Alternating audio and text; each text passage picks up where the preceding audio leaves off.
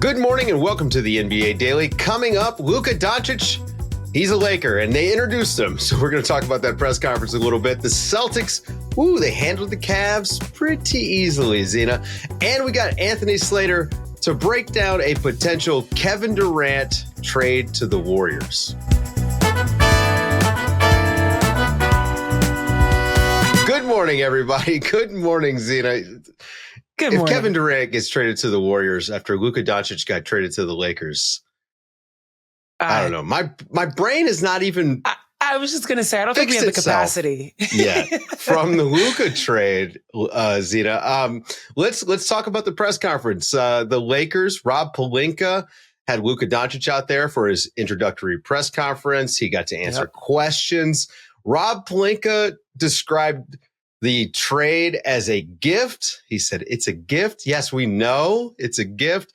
I want to talk about Luka's part of this because I think Luka came across as surprised as we all are, Zena. He was stunned. If you looked at his demeanor at the desk, there was so many times that he seemed as if he was in a daze, particularly when Pelinka was speaking. But overall, the sentiment and feeling around it was very heavily emotional. You heard words like loyalty, and you talked, and Doncic highlighting that loyalty is a big word for him. And he had envisioned spending his entire career in Dallas. Like, you could feel that these things weighed on him. He described the trade like as a big shock. He actually thought it was a joke. He was on his way to sleep and he thought it was a joke. And the first 48 hours after the fact were kind of just like really hard for him to process. We've been talking about it from a process or from a perspective of it's hard to process why the Mavericks would do this, the future of the league. Like, what does this mean for player autonomy? Like, we've been thinking about it from the business perspective, not realizing how deeply this has impacted Luka Doncic from the perspective of how he thought he was going to live out the rest of his career, the relationships he thought he had in that building, that he had with his teammates. And it all really was present and felt within that press conference. And then the same level of emotion was around the fact that he was grateful that he now gets to be alongside LeBron James and gets to learn from him every single day. So you saw him really be human in that press conference. And it definitely added a humanistic aspect that I don't think as fans of the league have really thought about to that depth. You know, I actually think that the human part of this is why it was so shocking, because we're just not used to these guys being traded. You know, I've tried to think about, if LeBron James had been traded to Miami in 2010 instead of leaving in free agency, like, how would we have felt? And maybe similar to this, Michael Jordan gets traded in 1990 before he wins a championship. Do we feel differently? Probably. I think, and obviously there's some circumstances behind the scenes here that are coming out. Sure. The human part of this, though, is lost, I think, for the fans. I want to point out, a friend of mine, Kirk Henderson, he runs a blog, a Mavericks fan blog called Mavs Moneyball. And he wrote an open letter to Nico Harrison. I think it laid it out pretty perfectly. I encourage everybody to go check that out. I think most people listening or watching this is because you're a fan of a team.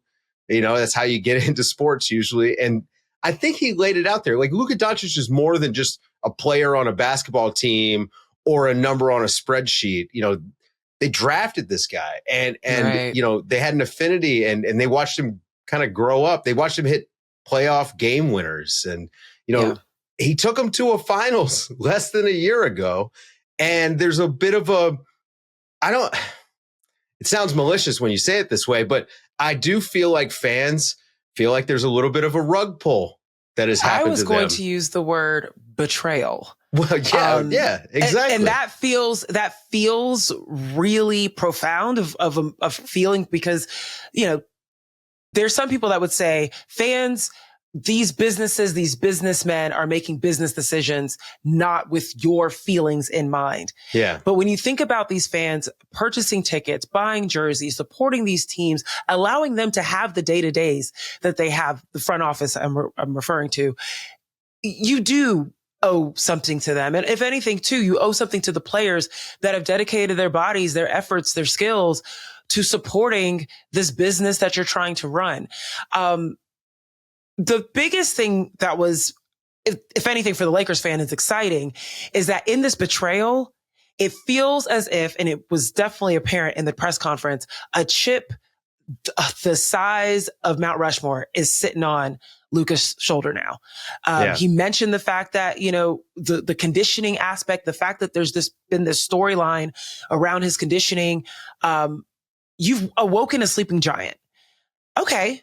You want me to get in shape? Don't worry. I've got LeBron James that spends $1 million a year on his conditioning and his physique sitting alongside me that is ready to give me the game plan on how to become the face of a franchise and how to stay in this league until I'm 40 years old. Yeah. Cool, and better Mavericks. Weather out here too. I mean, better weather in LA. He's going to be outside. He's going to have a tan. I mean, he's going to be fine. I think. There you go. We should mention there was also a trade today. The Dallas Mavericks had a little bit more work to do. They send out Quentin Grimes and a 2025 second round pick to the 76ers for Caleb Martin. So they add a little bit to that defense. Also, Quentin Grimes probably superfluous with the addition of Max Christie. So not a lot of minutes for him. And, maybe that helps Philly. I don't know. Zena, there's still basketball games that count this week, which somehow doesn't feel right. But we got the Cavs and Celtics again, the two best teams in the East. And this was a huge win for the Celtics. I thought they looked really good. And we've talked about how maybe they look bored. They've been slipping a little bit. Maybe teams have caught up to that shooting variance game that they tend to play.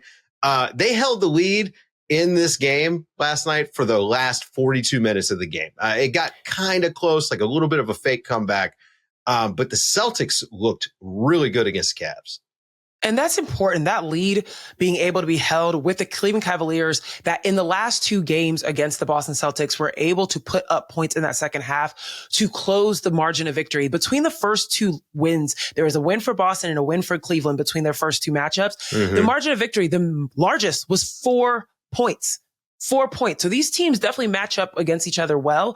But last night, Boston made Cleveland look small. You saw Donovan Mitchell and Darius Garland really struggle to keep the ball out of Jason Tatum's hand, out of Jaylen Brown's hand, running in transition. Derek White had 14 points of his 20 in the fourth quarter. Just again, utilizing his size advantage over the guards on the Cavalier side just to be able to get that offensive boost in the last parts of the game. But this is a huge win. And because we're in trade season, we barely talked about it. But right now, the battle in the East, now the advantage is to the Celtics over Cleveland.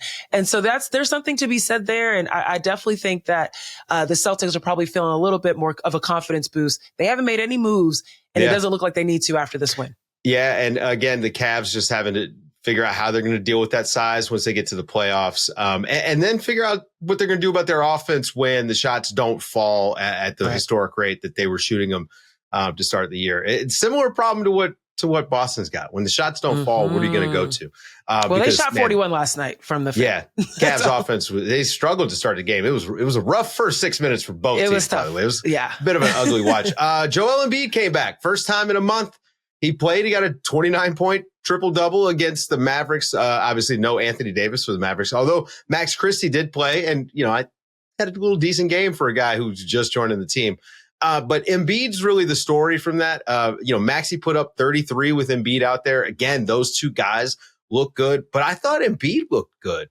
He was moving around well.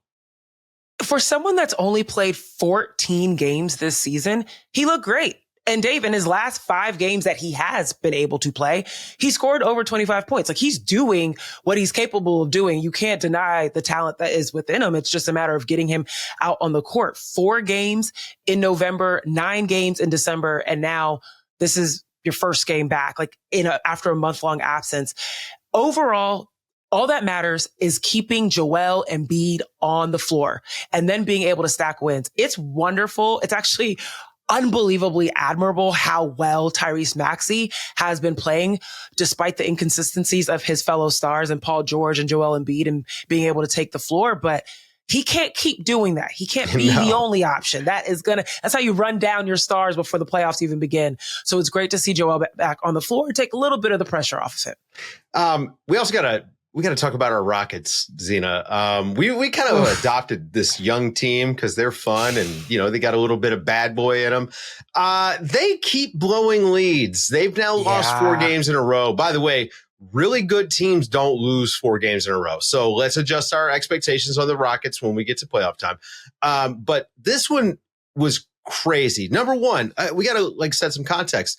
Ime Udoka was talking about the Brooklyn Nets in a disrespectful way when it comes to competitive athletes. You can't call you can't come in as an opposing coach and say that the team is a lower tier. That's just not fair to your guys. And the Nets heard it. And look, say what you will about tanking teams, but the players don't tank. So here's what happens, Zena. So the Nets are down. I mean, number one, the Rockets, we know their late game execution's awful. They don't have someone to take over the offense. They don't really have an offense that they fall back on. So they just jack up shots for no good reason. So they have a 3-point lead, and for some reason, they just let it fly. So, okay, the Nets come down. They hit a 3 to pull themselves within 1. Then they stole the inbound and hit a 3 with about 5 seconds left, and that was the game. The Rockets just heartbreaking. And they, again, Alperen Sengun's out there. So, it's with him, it's without him. You can't put it all on one guy. The Rockets really do just have a crazy late game issue. That was a critical turnover by Amen Thompson in the final seconds of that game. And it's really unfortunate because he's been having some amazing games lately. But this is the issue that the Houston Rockets have. And this is the issue that OKC had back in the day. This is a youth problem, folks. This is who can be responsible in late game situations, who can make the right shot, who can make the right pass, who can pay attention to the details to make sure that you're ball faking, or if you don't have it, I'm not sure if they actually had a timeout at that moment, but to make sure you don't have it, to get open and make sure you're not throwing the ball back to your opponent. I looked this up. In the last 4 games, the Houston Rockets have had 14 or more turnovers, which is much over their average, which they've had 13 before them, but they've crept up to about 14. Overall, they're only 11th in the league in terms of how many turnovers they have per game, just under 14. But when it comes to the fourth quarter, they're in the bottom third of the league. As the game gets close and the time is running out, things get a little bit more panicked for the Houston Rockets. And these are the types of things that you've got to watch out for if you're trying to make a deep run or a run to the playoffs, period. If players and teams know that they can get in your head at the end of the game and that you're going to rush and that you're going to be made to be felt uncomfortable, they got you. That's an easy lock. You look at what the Boston Celtics were doing to the Cavaliers all night. Oh, okay, cool. Even if the Houston Rockets were to make it out of the West, which playing like this, they won't. But if they were, the East, it's easy. It's an easy lockup. Let's just make sure that these young men feel uncomfortable at the end of the game. The ball will be ours. They'll literally give it to us.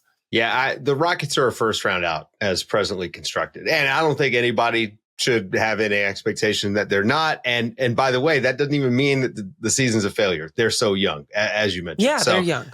But as currently constructed, no, of course, no one should have any expectations. They've been outperforming what they are on paper, which is why they've been so fun. So hopefully they figure out some of these late games, because it's better when they're winning. I don't like them as much when they lose. It's a little bit more fun. Yeah, the athleticism's always there, but you want the dubs. Yeah, guys, stick around after the break because Anthony Slater is going to explain to us how the Warriors could get Kevin Durant, why they would get Kevin Durant, and if they're going to get Kevin Durant. Actually, he doesn't tell us.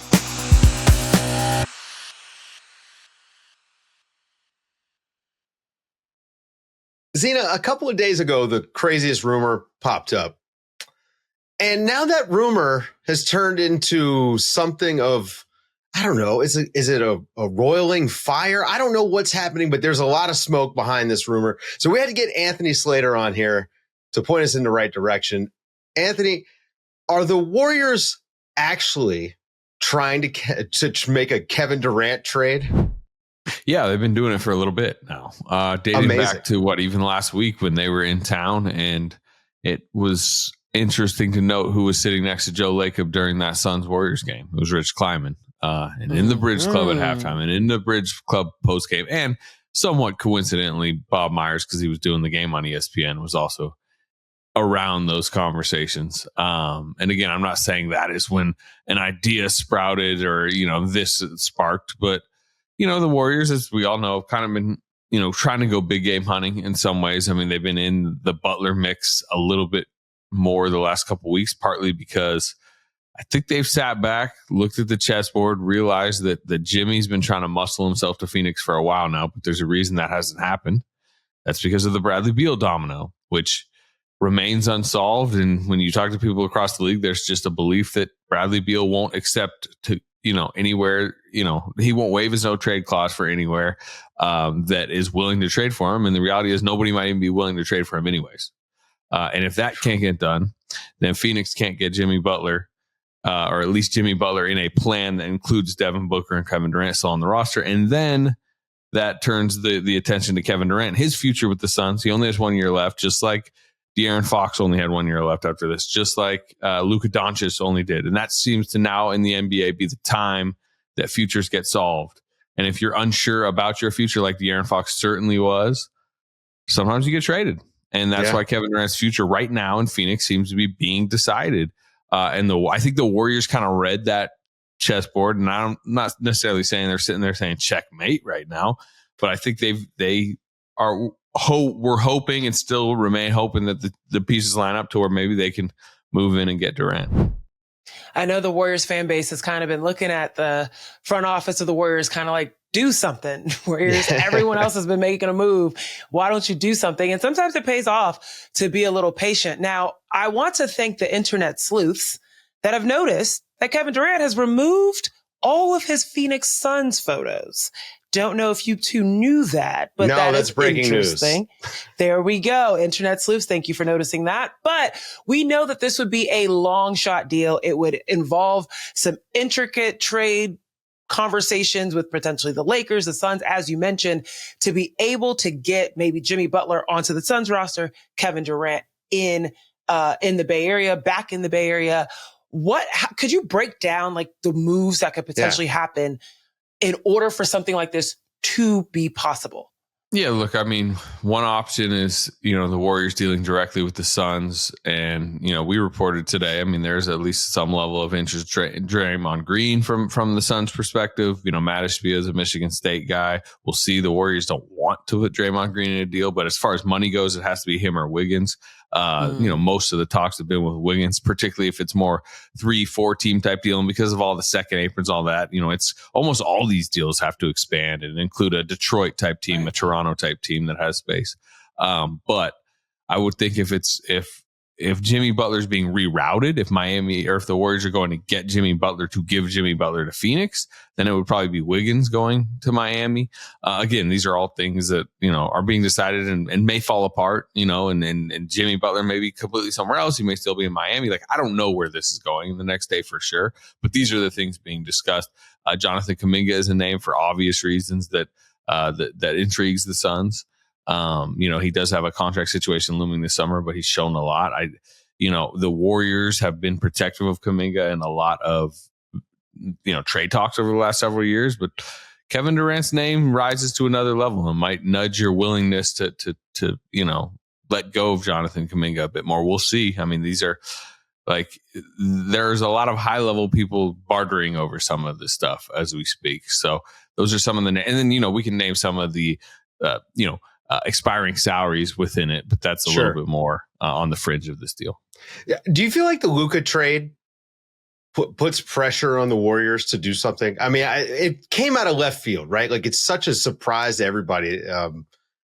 But it is it's a massive shift in power in the NBA. And I wonder if you're the Warriors are saying, look, this is kind of it for the Steph, Draymond years. Like, let's just do something and see what happens. I don't know. I think the pressure was already building.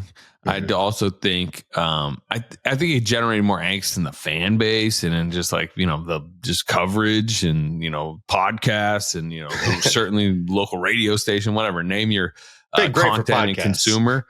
But right, we're doing our job, Dave. I would say two things. Internally, like they never had a shot at Luka, right? Nobody else besides the Lakers did. They didn't employ Anthony Davis. That seemed like it was your only shot at Luka Doncic is if you employed Anthony Davis. So that's number one.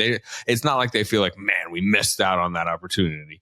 Number one. Number two, like I said, I feel like this has been building. Like they've been trying to sniff their way into these conversations in the last few weeks, and obviously it has built up. And they may have strike earlier. They were interested in Zach LaVine, but they let that one pass because again, they're kind of trying to see this Butler Durant situation out before they move on to what they feel is secondary type deals, which LaVine to them would have been in that category. Other guys we can get to, Brandon Ingram, Nikola Vucevic, Cam Johnson, like those to them are secondary deals, but they just feel like it's much more worth it to wait this one out just in case. Yeah. Now, the word desperate has been thrown around. And I definitely feel like the Warriors are that person at the end of the nightclub. The lights are about to come on, DJ's playing the last little bit, and they're trying to find out who's still on the dance floor trying to dance, who's willing to give their numbers at the end of the night. And I feel as if teams are noting that. They've been noting that the Warriors have had their back on the wall all night, and now they're trying to get some action. What do you feel is the sentiment from other leagues, from the teams around the league? Yeah, I saw Joe Lacob a little bit pregame yesterday before the Magic game, and he hears some of this stuff, and he was talking about this desperate idea, and it was like, do you not want me to call people? Do you not want me to call around the league? Yeah. Yeah. I mean, they're like Steph Curry turns 37 next month. Even if they get one of these guys, I don't think we're not picking them to win the title this year. I don't know. Are you picking them to go back past the second round? I mean, they're trying to be a more entertaining product. They're trying to be a better product, and they're trying to position themselves better for next season where, maybe they can strike something even bigger this summer, rebuild the roster even better to get into more legitimate contention. Or as Steve Kerr's put it to me, like just give fans more of a thrill in the final years of Steph Curry, not, drown out these final Steph Curry years with such anxious 500 type seasons that people don't seem to be that happy about locally. Like they do not need to win another title to solidify anybody's legacy in the Bay Area, but they want to be better. And they're trying to find a way right now for sure. And like, if that sniffs as desperation, like I think they're okay with that. Yeah. They're kind of desperate to get better right now. Cause they're 25 and 24. They should be desperate. I mean, I was going to say they Curry. Should be. Yeah, be desperate. Just trade for all the Brooklyn Nets. Get those guys in here. They give you a thrilling product. All right. Well, look, if it's not Kevin Durant, then who? What are the other names that they're kicking around that they would like to bring in? Yeah, I mentioned him. I think Brandon Ingram's like kind of a fringe possibility, but not somebody in the past they've been that interested in. But, it's an expiring deal. I don't think it would cost that much, right? It seems like the Pelicans got to get off him regardless tomorrow, just considering his situation. Vucevic is one of those names that it's almost like they're like, we'll get to you when we get to you if we're standing there. Zena mentioned it, but like that's really 1:59 a.m. at the end of the door. Like, we need a stretch now. He also has an appealing contract as far as $20 million next season. Declining into 20, but you can reflip it this summer, right? And especially if you could just get them for second round, maybe a protected first. Like, well, it's Chicago. You're not going to have to give them much. No, clearly not. You got one of their picks, maybe. Exactly. But yeah, so those are the type of names. I do think they do something. Now, again, that's something maybe, an earthquake in the league, like literally 2 minutes from us speaking right now, or 10 hours, or it might be something smaller, but I think they want to add to this team. I know they want to add to this team. I was just curious if there's been any sentiment from Steph Curry since there's been an added spotlight to him. There's been several articles around people asking him in the huddles, like, what do you think is going to happen? What do you think should happen, et cetera? Has anyone garnered any sentiment from him of frustration of the front office wanting to do something, but he hasn't? Diplomatic. And it's like you mentioned the little scrums we have. It's like, typically it's me being like, all right, Steph, I'm going to ask you, like, got to do my job. About the trade deadline tonight. I'm going to ask you what you think about still being 500. And like, I remember in Minnesota, like, remember he has the Toronto quotes that really, where he was like, patience is okay. He was a little stunned about how big of a national story that became. Like he was just basically saying like, remember the waving the white flag. That's what really offended him, like that he wasn't competitive anymore. And I chatted with him a little in the locker room the next game, Minnesota, and he was just like, well, y'all the ones that asked the questions, y'all the one that drummed up that storyline. So like, yes, in a sense, like I don't think he loves that. First Take's gonna have a segment. Everybody's just like debating his existential future, and he is not only diplomatic, but he's a very part of his like good soldier approach, which has been different from other stars. Is like, say what you want. He really likes to be a good teammate. He doesn't want to openly be shopping the guys that he's next to the locker room in, and like he really is delicate about that type of stuff.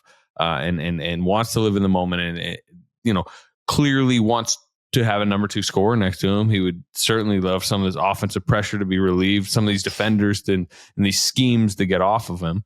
But it's weird. You might think I'd go one way with it, but I would actually go the other. I think he's almost tired of the existential debate about him, where he's like, look, I'm trying to win a game. I'll try to win a game tomorrow. Yes, I want some help, but like, I don't sit here every single day and like, just think about what is, what can't be, what was, any of that. It's just, sure, I want some help, but I want to win more games, but I just kind of want to focus on the nightly game, not like the overarching, thoughts. Well, we have this tendency to dissect these guys in real time now. And when you're one of the greatest to ever do it, it feels like it's probably just every day. We're kind of ripping his career apart, or taking some sort of a retrospective. How can you waste the final prime years of Steph Curry's career is like a constant theme. So yeah, I get that. The other thing that I think I've seen through this process is like, and he hints at it, but it's like he knows so much more than we know. Like he knows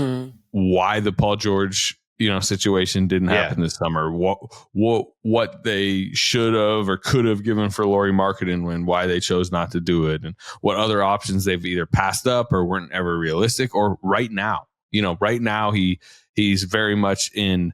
Not that he's the one pulling the levers. Mike Dunleavy, Joe Lacob, Kirk Lacob in that front office is, but like Steph knows like the options here. He's going to know everything that they could have done prior to the deadline and decided to do or not do. And up to this point, he has said he's been okay with what they've, decided to do. Yeah. And did the whole like, good soldier, matters. We got to think about the future of the franchise. They did the entire song and dance. Yeah. Yeah. I mean, he helped leverage wise, you would think a little, maybe. Yeah. I don't know. It's, but I guess my general point is like, he is more privy to much more sensitive information than we are. Right. Well, now I'm curious. Obviously, being in this position where you're covering the Warriors and also covering the Kings, who have now made their move, you can shift your attention to all of the trades, everything that's happened, all the puzzle pieces that are moving throughout the league. Do you think that the Warriors could get Paul George? I think he's one of the more secondary options here. Now, I'd been it had been told to me that Philly had been telling people that Paul George was going to be there at least into the summer, like that they were committed to kind of riding out the season. And, they did get a nice triple-double from Joel Embiid tonight in a win. They haven't played better lately. Did. So my understanding was like Paul George wouldn't be revisited in this cycle.